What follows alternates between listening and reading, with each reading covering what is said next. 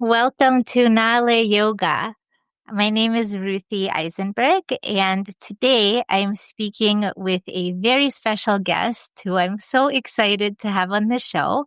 We have with us today Diana Esther Berschader, and she has a fascinating life journey, an incredible story to tell.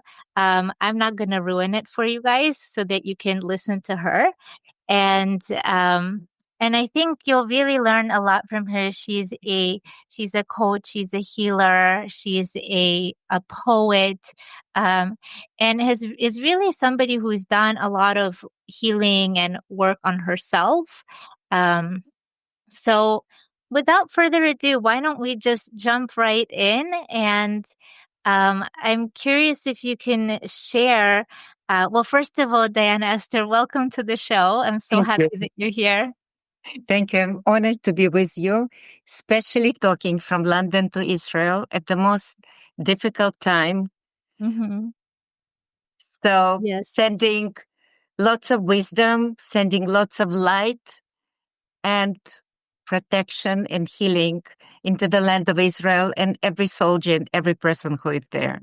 Amen. Amen. Thank you so much from your heart to mine and to this land. Um, so let's get started with you sharing a bit about your story and how you went from Soviet Russia to where you are today and all the wonderful work that you're doing. Thank you. My life journey, it's quite intense. And at the time when I was born in Soviet Union, till now, it has been lots of changes. And my soul went on very intense and very deep spiritual journey of awakening without me knowing anything about it. I was born at the time of Soviet Union, at the time of Cold War and separation in the most beautiful city that called Odessa. At the moment is Ukraine, but it used to be one country. So in my heart, Ukraine is still part of one country. It's not separated. People that used to live there had a very positive outlook at life. And doesn't matter what happened during their life journey, they always met with smile on their face, with joke and with laughter within its heart. But unfortunately, during that era, children as myself was deprived very much from spending enough time with our parents because they had to work long hours from morning to night.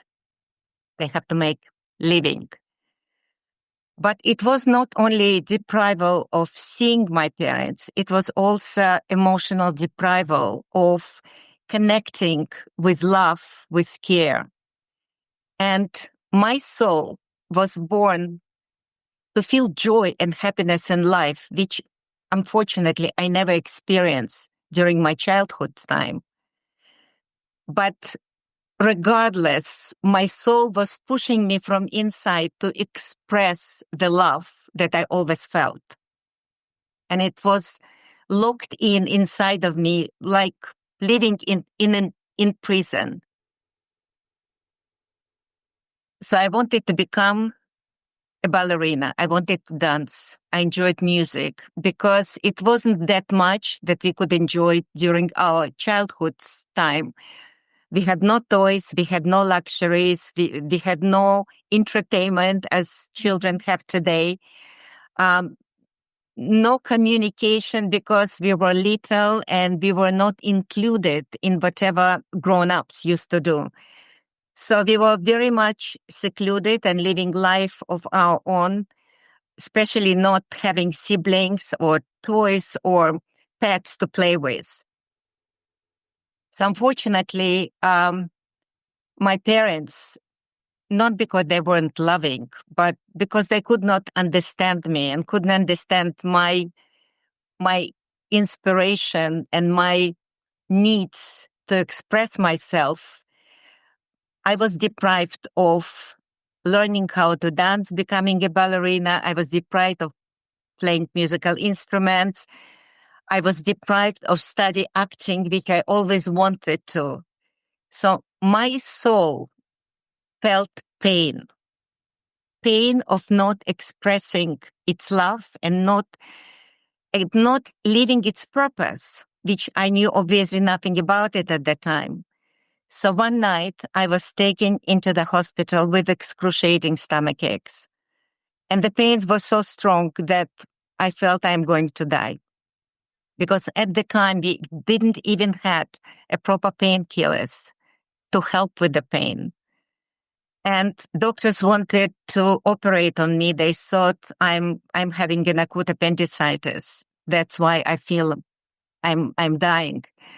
And luckily enough, they didn't.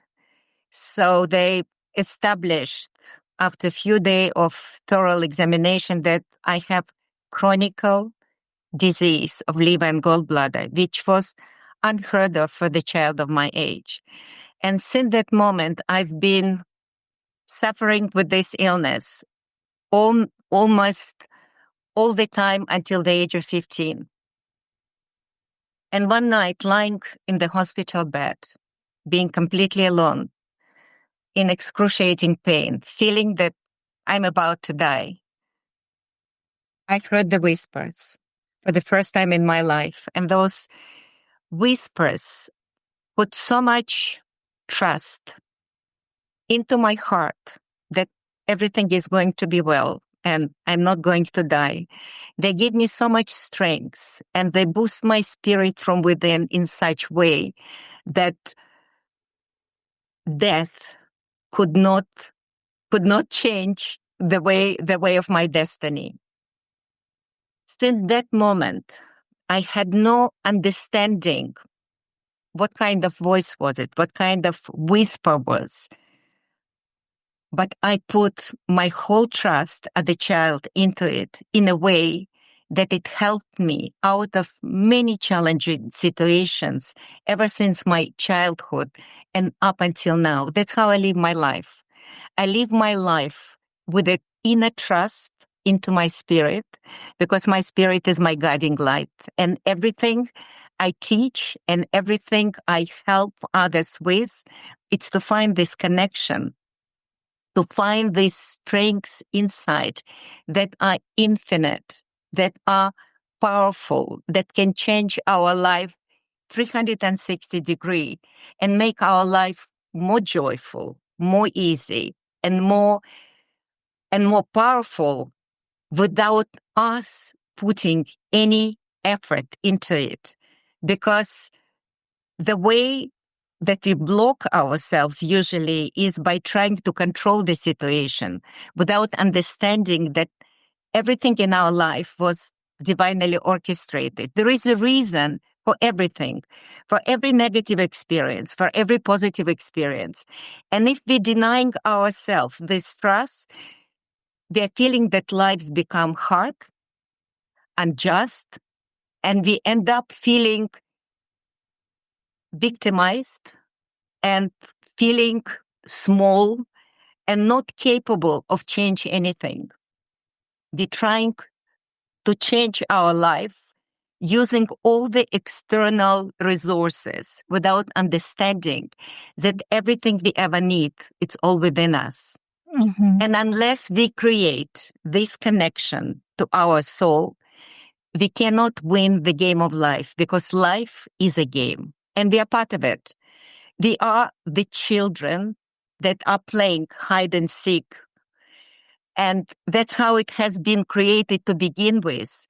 Life was meant to be joyful and happy experience, but instead it became very hard, very negative, and not fulfilling experience for most of us. Mm-hmm. Yes. Yes. And I really resonate with what you're saying.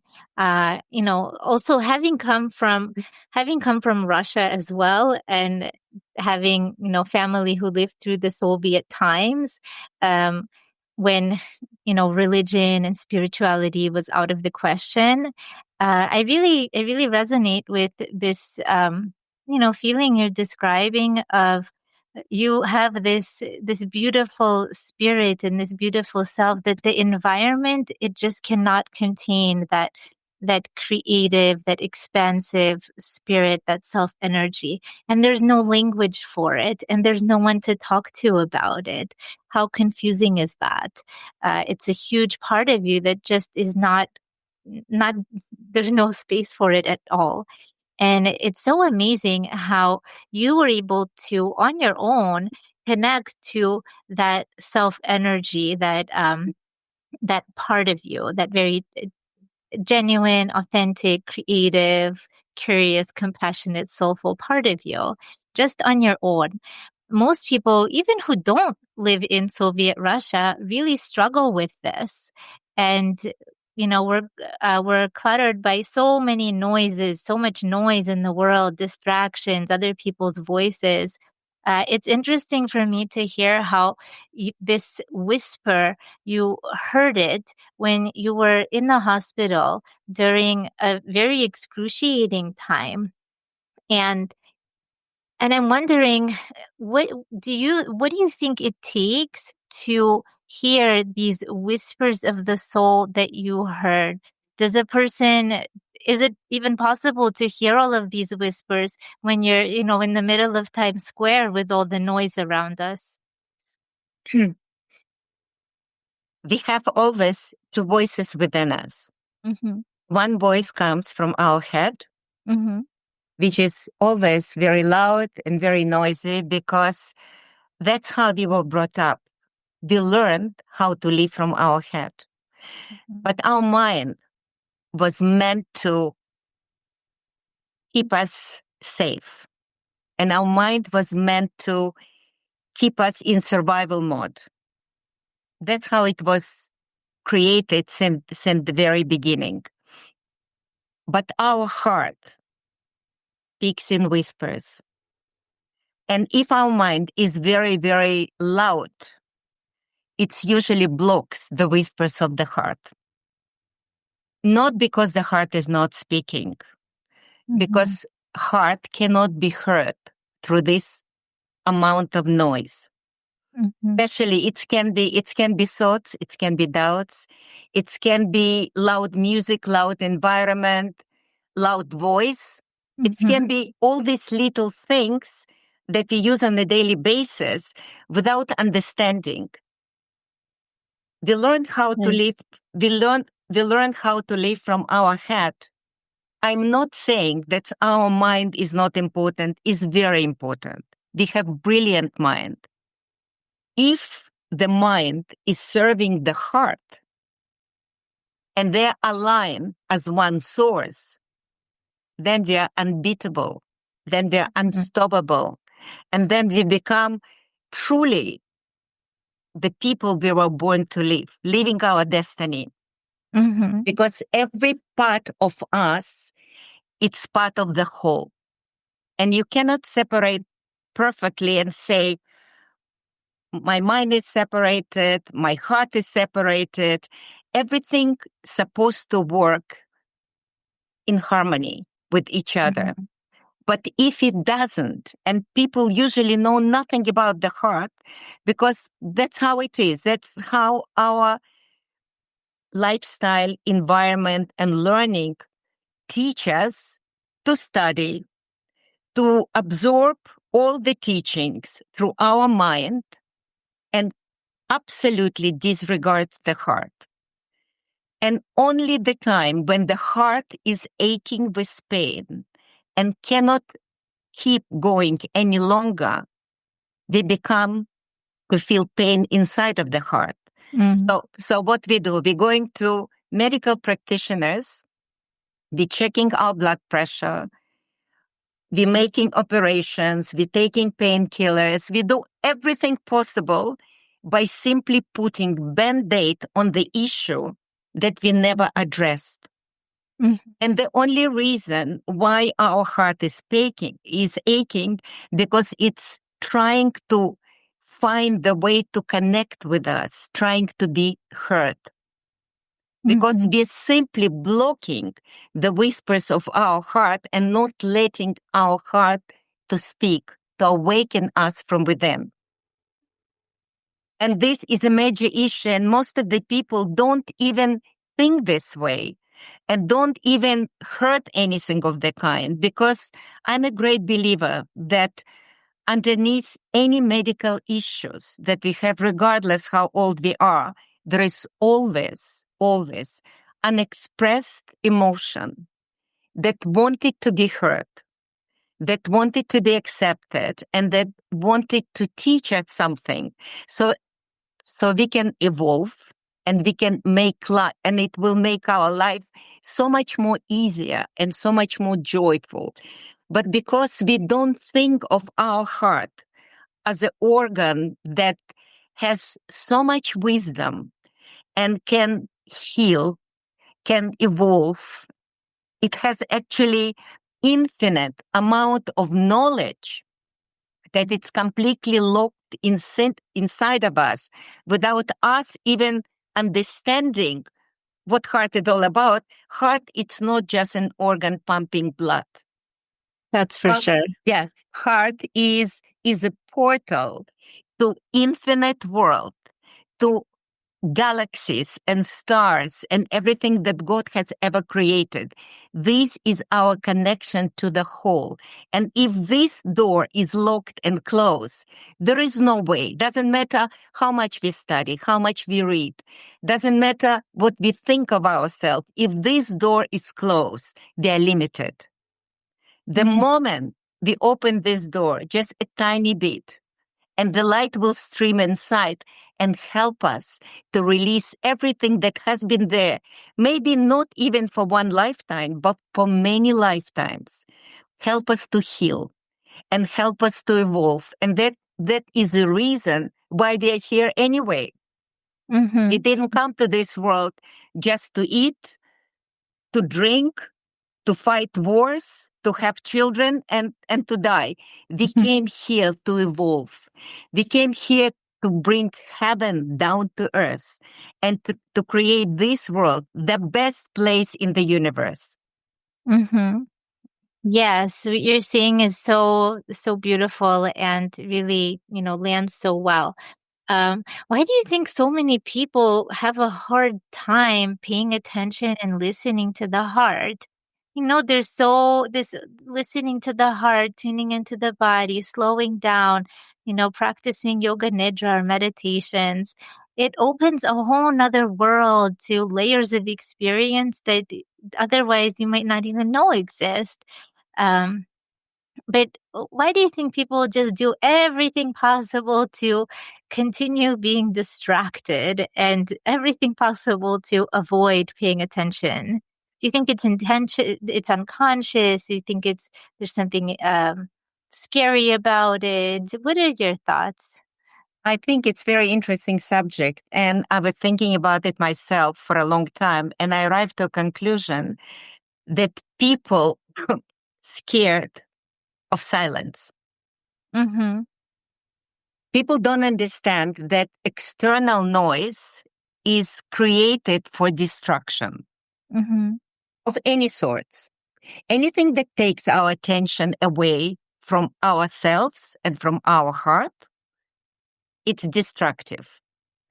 Because if this world would be already perfect, which it cannot be, we didn't come to this world to make it perfect. We came to this world to create balance, to learn how to create balance, to understand the differences of distraction, and to understand what is the requirements for us to connect to our soul, to God within, to infinite knowledge, to become powerful co-creators with God. Because we learn that sound is distinction of life. Like, as long as we hear something, we are alive. And silence somehow connected to death. I feel people unintentionally scared of silence. Mm-hmm. And silence is the only way to connect to yourself. Mm-hmm. When you are away from the destructive noise of others and of life and creating more chaos and more busyness, as long as we are focused on external, there is no way we can connect to our heart and to hear the heart. Mm-hmm. Because the only way we find at least a minute, 2 minutes of connection, we cannot possibly hear those whispers. And it usually comes at the moment when something dramatic happens. It's Mm-hmm. either illness or depression Mm-hmm. or a moment of loss, Yeah. and you are with your emotions and with your silence. And Mm-hmm. this is the moment when those inner whisper trying so hard to reach your consciousness, to help Mm-hmm. you.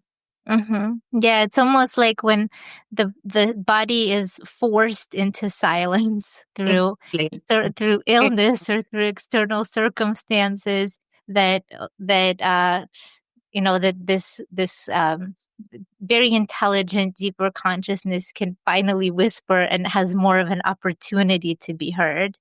And it's so interesting what you're saying about silence uh, being scary and for a lot of people, and also silence being the pathway towards healing, um, and towards really listening to those whispers of the heart.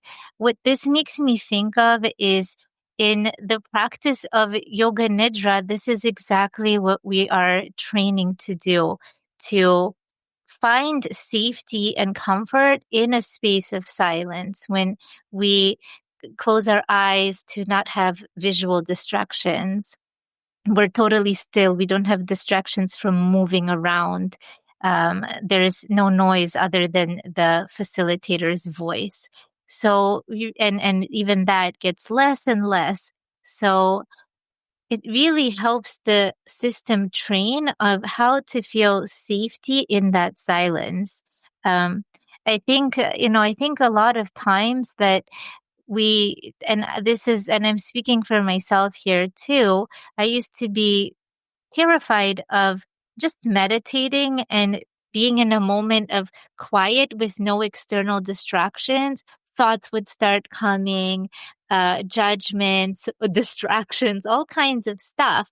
But then when you really reach that moment of silence, on one hand, there could be something scary about confronting yourself and your own shadows, because in silence, there is also darkness, and it is a space where the shadows can emerge, and there could be something scary about confronting them.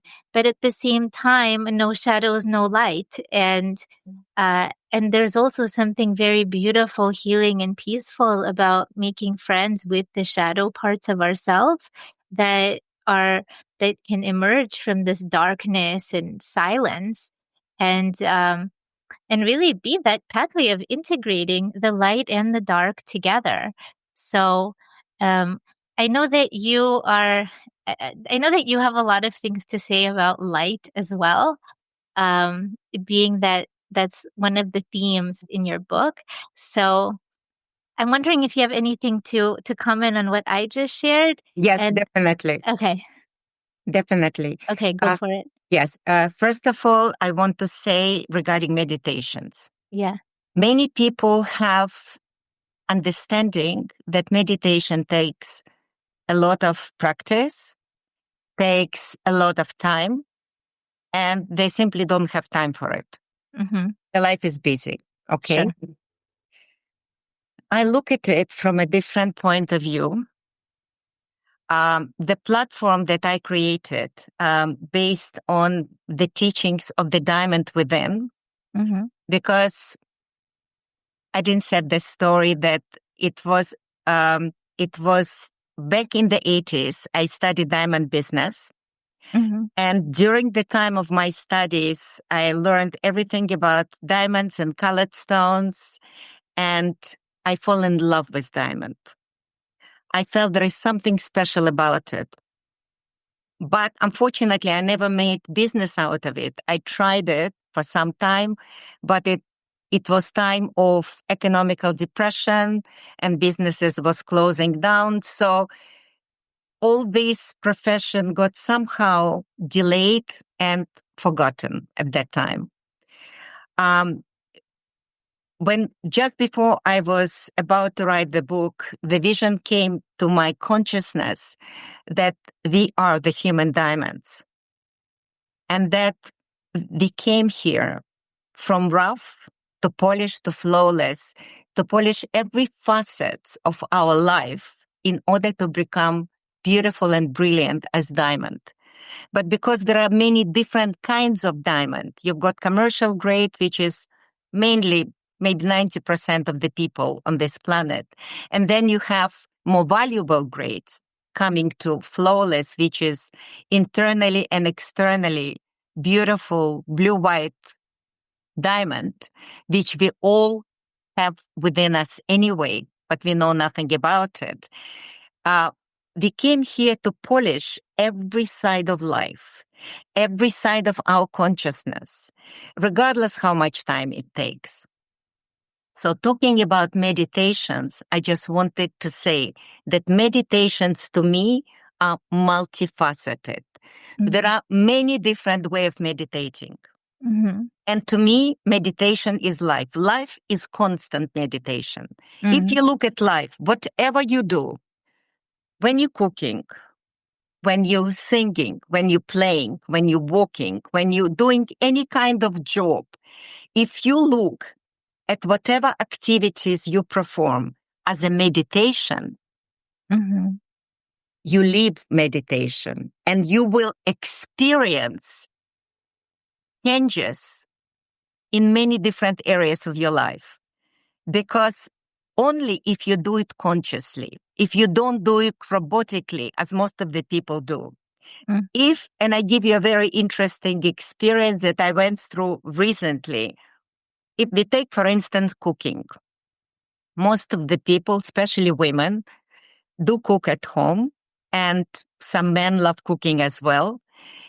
So cooking, it's something to me as a sacred ritual. Because whatever we take inside affect everything what we are, except affect our health, affect our thoughts, affect our communication with others, and our relationships. So when you cook and you infuse a special spice, love from your heart, when you cook with total love, with total gratitude for all the ingredients in your cooking, thanking God and Mother Earth, thanking everybody who is involved in the process, cooking this with spice of love, and then giving this food to others, you actually not only changing your consciousness, you're helping to the world around you to evolve. But if even during the cooking process, somebody distracts you, somebody make you angry, or you do it because you have to, because you feel pressure, it creates completely different environment. So every kind of experience can be a beautiful meditation experience that helps you to evolve and makes you the world around you to evolve. Or it can be destructive. It can create more separation. It can actually create illness because every negative emotion it's part of the illness process. People always trying to heal even body from the outside. Looking at the body parts as totally separated. But even if you have pain in your little finger, the whole body is suffering. Absolutely. Okay, so to me, meditation, life is a meditation. And if you look at it, you always have time for it because you're always doing something. That's right. And we're always connected to our breath. We're always connected to our experience. I like to think of what you're describing. The image that comes to me is like a mandala where we're always involved in something. We're always moving through life. We might as well be in the present moment and doing that consciously. And thank you for sharing about, the cooking is something that I would rather be doing something else all the time instead of cooking. So I needed to hear that, and it's very helpful for me to hear your perspective that yes, this can be more of a meditation, and I'm gonna try to bring that with me to the kitchen next time. So And I can tell you something interesting. yeah. Since I start experimenting with it, Hmm. it's unbelievable. The food doesn't go off in your refrigerator. Hmm. I'm Wow. not joking. You Wow. can cook soup today and it Yeah. will be as fresh in 3 weeks' time. Oh wow. I was surprised and Yeah. I Yeah. shared with my husband, and my Yeah. husband said, maybe it's your fridge. I said, fridge is not recently purchased. It's quite old and it hasn't changed. It can only Yeah. hold Maybe it's you. less cooling.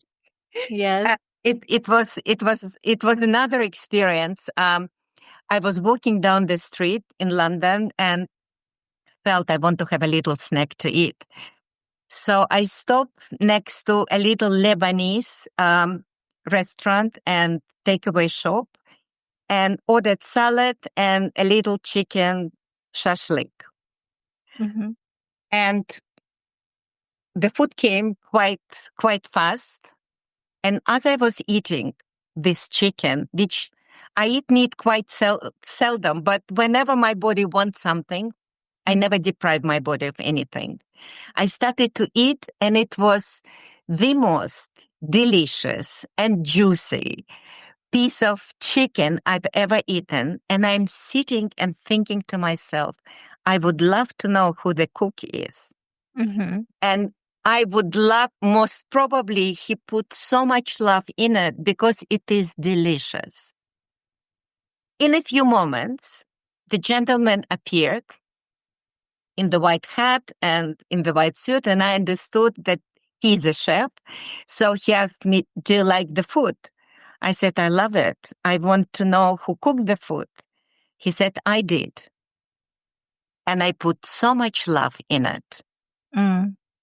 So it's fascinating how the universe acknowledges and bringing back to you just to make you aware that what you think and what you feel, it's absolutely correct. Mm. So Yes. you can just imagine if everybody would treat what they eat with love and with conscious understanding, we would become so much more healthier, so much more grateful, and it actually connect us on completely different level. Hmm.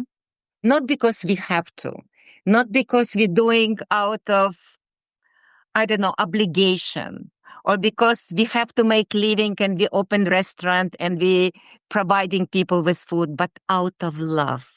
Hmm. That's all it required from all of us. Everything you do, if you do any little action in your life and you infuse it with love, this will change the whole life experience. I just I just ask people, do not take my words, but try it. Just try it and see what will come out of it because it is magical. Hmm. Absolutely magical.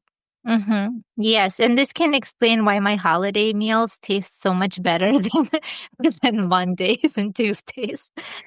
Um, let's talk a little bit about this brilliant metaphor that you came up with of the diamond as a metaphor for the self, and it really is just such a brilliant metaphor.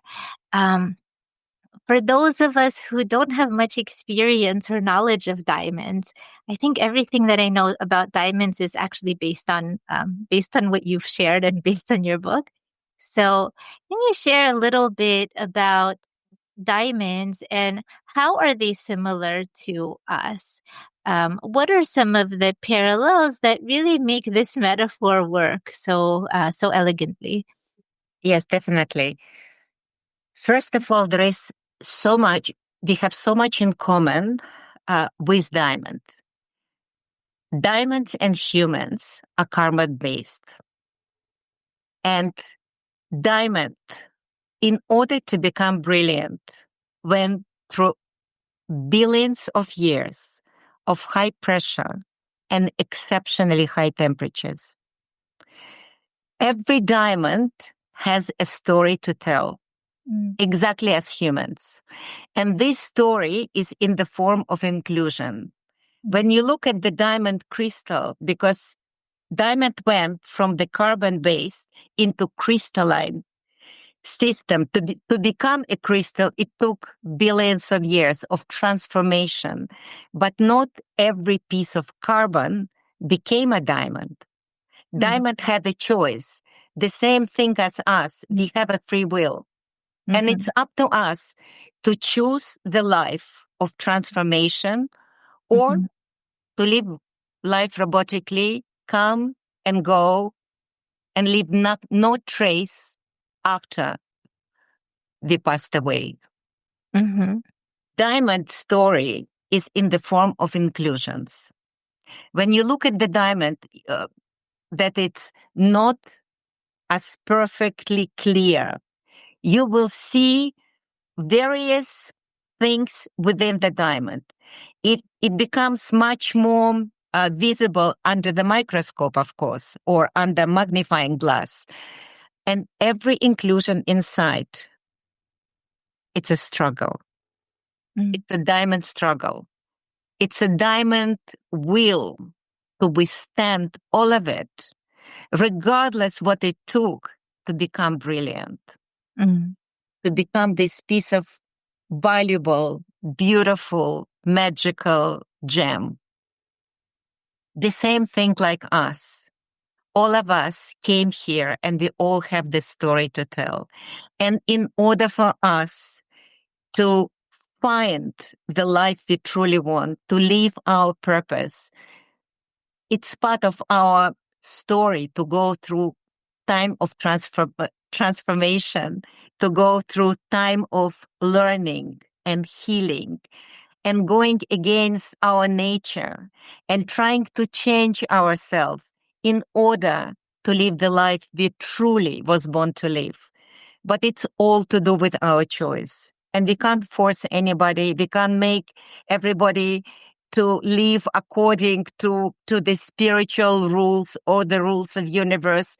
We all came here on the different level of consciousness. Mm-hmm. And whether we know it or not, whether we've chosen or not, we're living our destiny. But it doesn't mean we cannot change our destiny.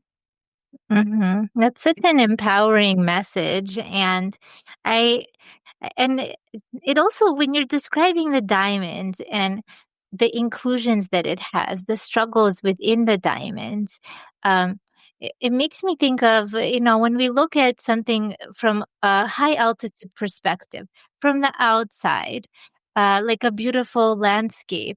Everything looks so nice, so polished, so clear. When we look at a diamond, when I look at a diamond, um, I just, oh, this is pretty, but I don't see all the little imperfections because I'm not looking at it under a microscope. But then when we look at it under a microscope, or we see all of the struggles, all of the flaws.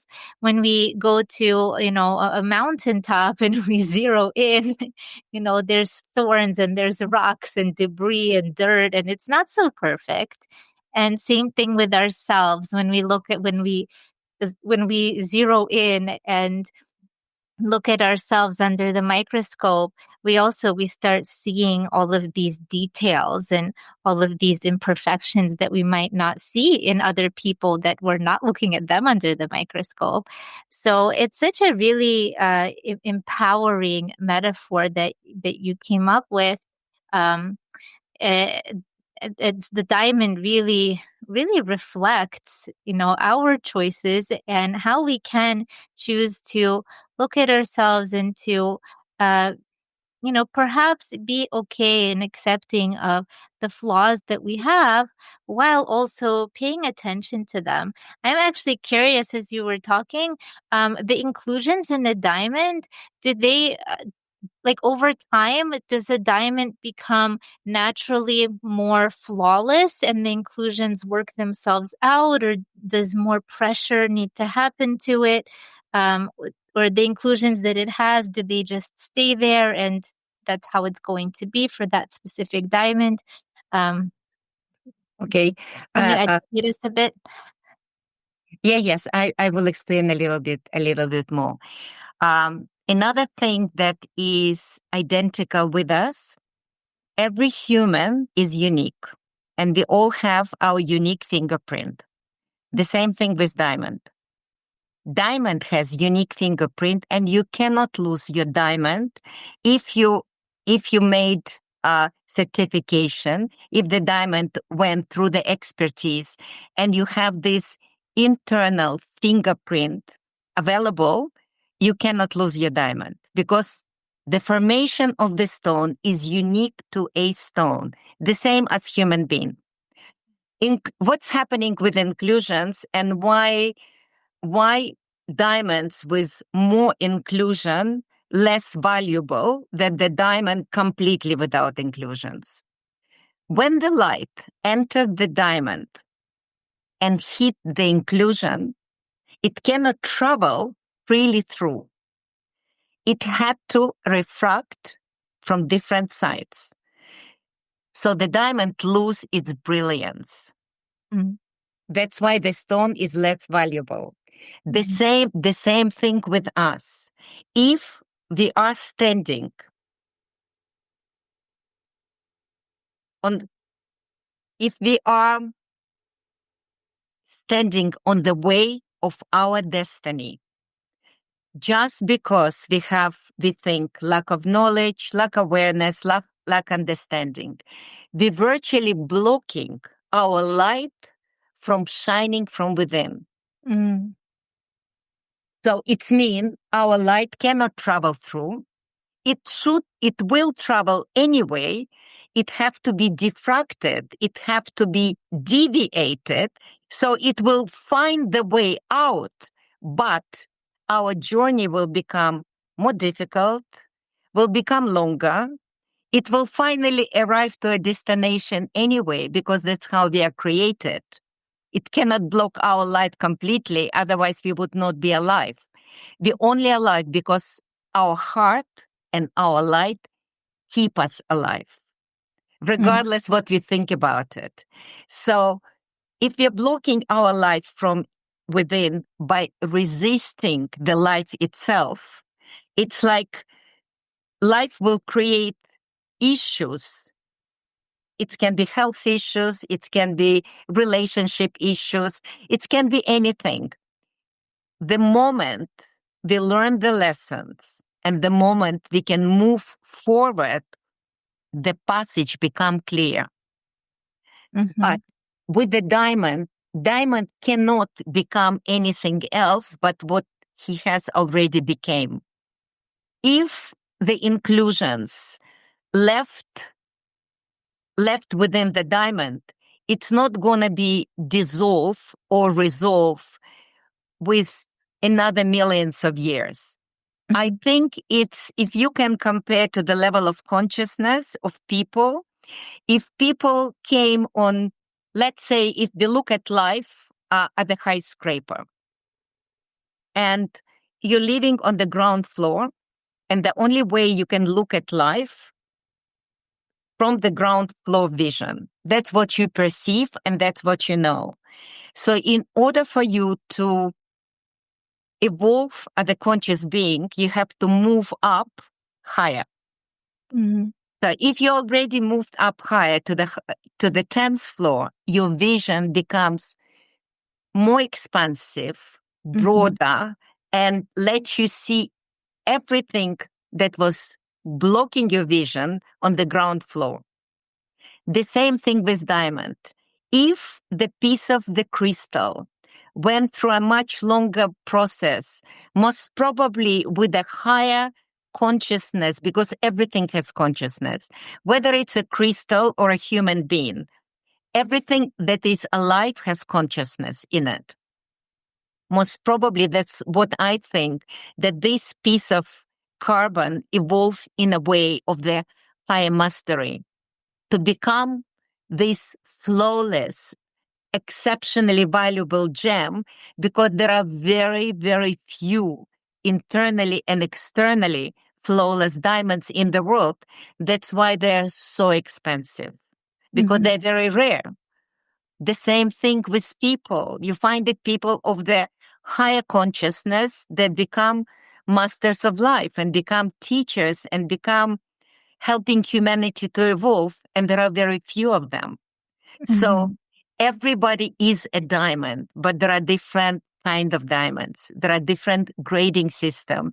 So that's why it was very easy for me to create an online program helping people to evolve from zero up to the higher consciousness, wherever life will take them, in the language that they can understand, because I believe in simplicity.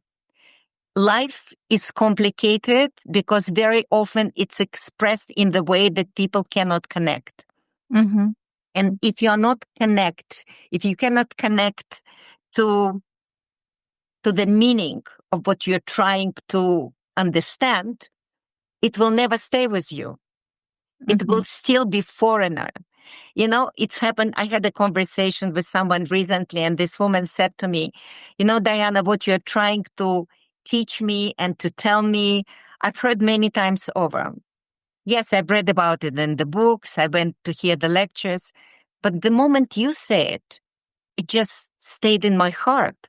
It just find connection with me. And I always say, if there is one sentence out of the whole book you read that connects you to the higher consciousness and open the little window in the universe, this book or teaching is priceless.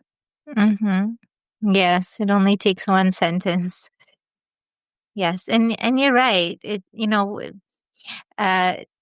Rav Nachman of Breslov, he was a Jewish sage. He said that only the heart knows how to heal the heart, and we can read books, we can talk intellectually on a cognitive level, but at the end of the day, healing, I believe this, and this is also what you're saying as well, that it really does come from heart to heart, and it has to land on the heart and then distribute throughout the whole body. That's real healing.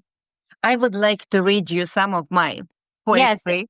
Yes, please do. I think was going to ask you at the end if you could share a poem, but let's do it now. Yes, I think it will be very much appropriate as we're talking about love. Yeah. This particular one called The Tapestry of Love. Okay. Life is the tapestry of love, creative force of living earth, the magic of the human soul, the spark of God that lives in all.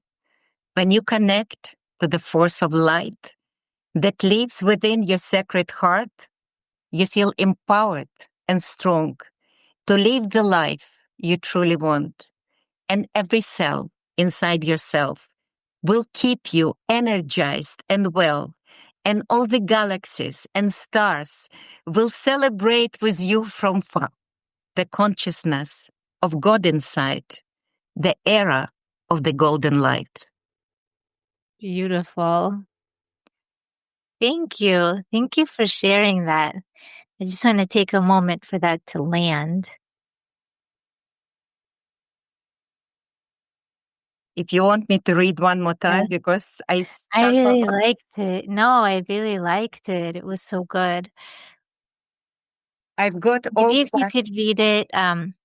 Maybe if you could read can you read another one? Yes. Okay. Another one called Rise and Shine.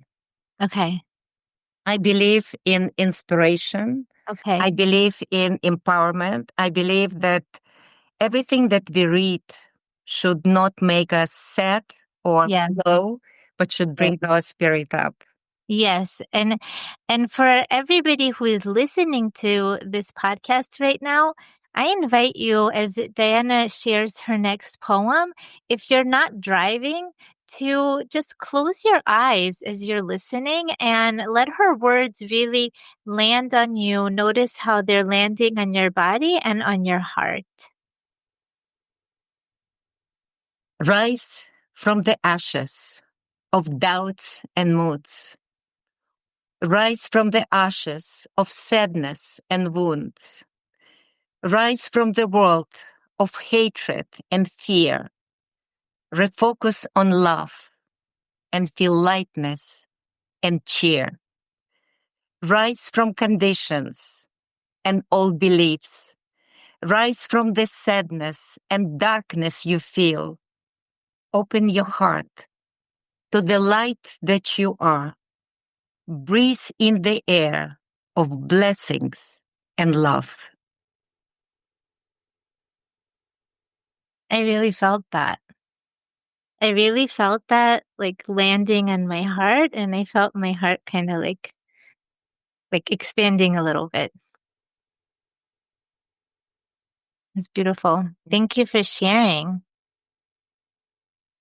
So, just yeah, one more poem I will oh, read for sure. you. It's Okay. called, I believe this one can help every day, every morning Okay. to raise your vibration. Okay. Good morning, the world. Good morning to all. My dreams are awakened. I feel happy and whole. I feel balanced and joyful. I feel grateful and loved to receive daily guidance from my precious heart. I am the creator of all that I want. I create every day with a love that is bold. I am precious and priceless, deeply valued and loved, beginning new day with an open heart. I feel cared for and guarded, and my heart sings with joy, shining diamond sparkle from my heart with the world. Yeah, it was good. Thank you. I I feel like this poem really made me smile, and like I couldn't stop smiling. So good. It's just beautiful. That's Really what we want. beautiful. Yeah, it made me so happy. Thank you for sharing it. Um, Let me ask you also about um you I know we talked about this kind of throughout the conversation, but I wanted to ask you also about the role of pressure. You say no pressure, no polish, right? And and I know that, based on what you've shared in your story, you've been through a lot of pressure. Mm, Um, there's a lot of listeners who are going through very tough, very stressful times, anxiety, insomnia, lots of pressure, wartime trauma, all kinds of stuff. Um, Sometimes, it may feel like the pressure is just too much, like it can't handle it. The system starts to collapse. And I'm wondering if you have any wisdom to share on this. Is it ever like too much pressure? Is there ever for a diamond so much pressure that it can't withstand it? What does it take for a diamond to withstand the pressure? And what do you recommend as humans to that maybe worked for some tools that worked for you that you can share with others who are struggling under the pressure? Beautiful. The expression no struggle, no pressure, no diamond means that only through challenges we can really grow. If nothing is happening in our life and our life is just quiet and neutral and mundane, nothing happening. There is no growth. There Mhm. is just a time of, I would call it existence. I know that people don't like challenges and scared of challenges, but challenges is lessons. It's something that we need to go through in order to evolve. There is no other way. And when we try to avoid challenges and we try to avoid pressure or don't know how to handle it, and it goes the wrong way, it creates disease, it creates issues, it creates usually illnesses. I went through lymphatic cancer myself, and with the help of God and my inner guidance, I heal my cancer. But the most important thing I want to say regarding it, first of all, don't look at challenges as a curse. Don't look at challenges as something negative. Look at challenges as something that will help you to remove whatever stands on your way of your brilliance, of your destiny, destiny that you were born to live, something that you don't even maybe know or connect to it yet. Challenges are meant to be part of our experience, and we cannot avoid them.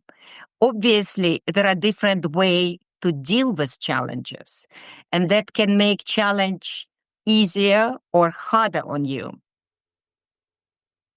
When something challenging comes my way, and it's usually our mind that doesn't want us to go through those challenges, keep on keeping us safe and taking us in circles. That's why there is a lot of inner pressure. That's why there is a lot of inner doubts, and there is a lot of stress building up on a daily basis. The moment we dropped in our heart and give ourselves a moment of rest, coming back to neutral, you may call it meditation, you may call it a moment of rest. When living you can't live under the pressure 24/7 because it becomes totally destructive. But in order to release this pressure, there is a meditation that I do for myself. When I discovered this meditation, it became my everyday diamond tool that helps me to come back to my balance, help me to empty everything within me that has been building, uh, creating stress, anxiety, negative feelings within me. Because the moment we drop from our mind to our heart, everything neutralizes. Because the light within the heart neutralizes all the darkness. In one of my books, I wrote, when you put the light on, when you switch the light on in one of the rooms, and there is a dark room next to it, the light travels into that room without any guidance. It just travels easily, and darkness have no power to switch off the light. On contrary, light completely dissolves the darkness.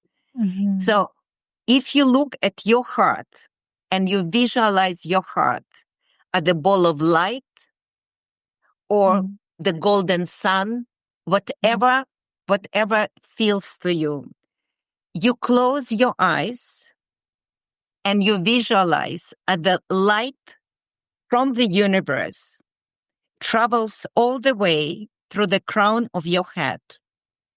You hold two hands on your heart, Mhm. okay? You take deep breaths Mhm. on counts from 2 to 4, depending how easily you can use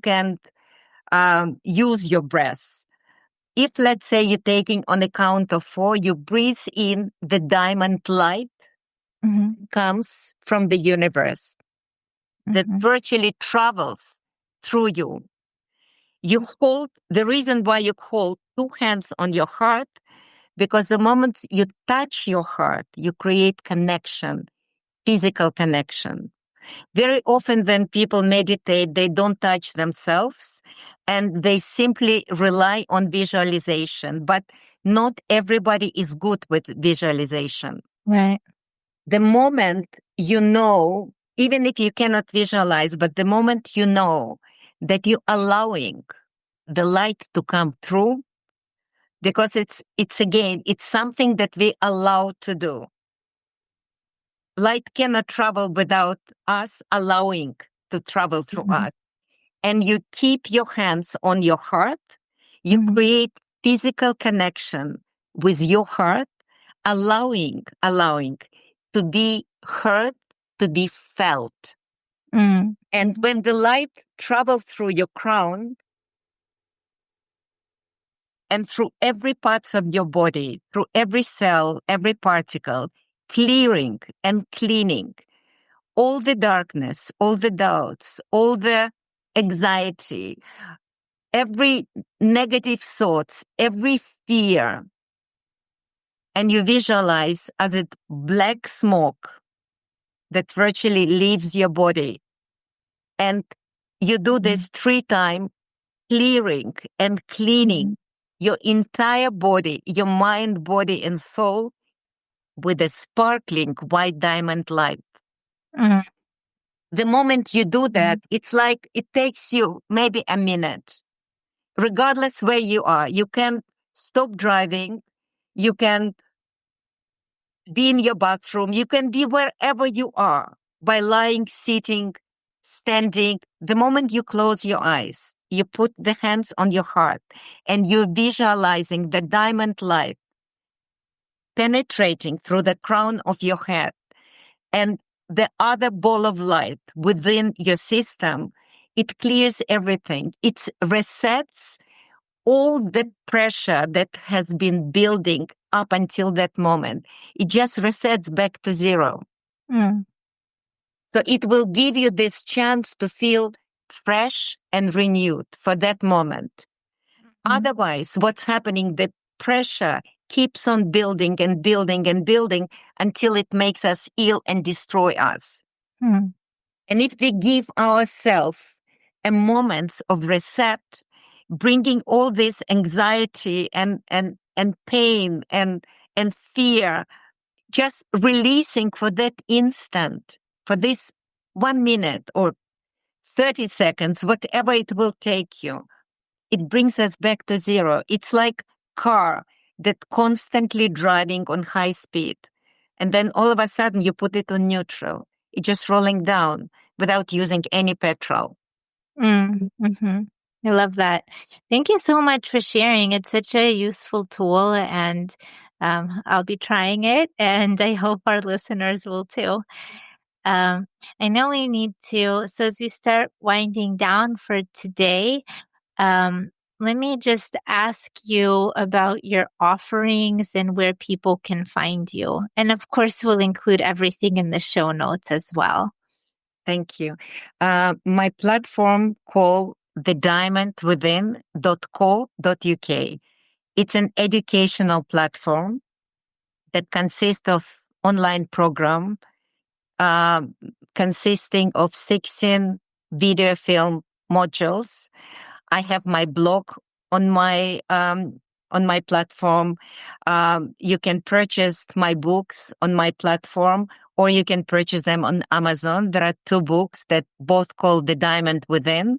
One of them called From Rough to Polished to Flawless, and the second one called The Poetry of the Soul.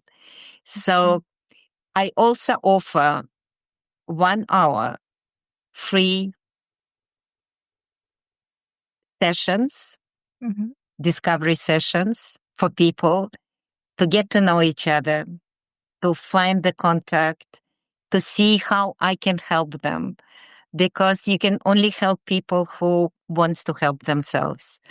Because my teaching is not about making people depend on me, but teaching them how to be independent and how to be able to help themselves, their children, and their family. Mm-hmm. And this is my intention about rising the consciousness and understanding who we truly are, to empower people to become a powerful co-creator of their own destiny. Mm-hmm. Beautiful. Well said. Okay. And as we wrap up, is there any final takeaways or any final words that you want our listeners to hear from you? I just want to say, by rising our individual consciousness, we rise the consciousness of the world. If we want to see the end of the wars, if we want to see different world, the world filled with love, unity, and acceptance and understanding, we have to begin from personal transformation. There is no other way. As Rumi, who was a very, very famous poet in Middle Ages, said, when I was young, I wanted to change the world. When I become older, I began with myself. We cannot change the world, which has nothing to do with others. We can only begin with ourselves. But each of us is a powerful, magical light. And the moment we change something within us, even just a tiny bit, the whole world changes. And I will make another visual analogy, something that people will maybe remember forever. If you take a kaleidoscope and you look through it and you tilt it a tiny bit to the left, the whole picture changes. If you tilt it tiny bit to the right, the whole picture changes. Exactly the same like us. If the consciousness can change one thought in your head, and this thought goes into collective without us knowing about it, the whole world is changed already. So don't think of yourself as not being powerful, not being enough, and not being heard. Universe hears everything. Everything is heard. And if we want to put stop to all the wars, to all the struggles, we are the Jewish people that hold the light. And our light is very powerful. And we are here to spread the light. Thank you so much, Diana Esther, for sharing your light with us here, and for sharing your wisdom and your light and your experiences, your story so generously. And I just, I feel so good about our conversation, and really feel like you've opened my heart more. And I hope that, our listeners will enjoy it as well. You have wonderful energy, and I thank you so much for being here today. So I'm going to stop the recording if that's okay. Thank you, Ruthie. And we can just check in on. Okay, stop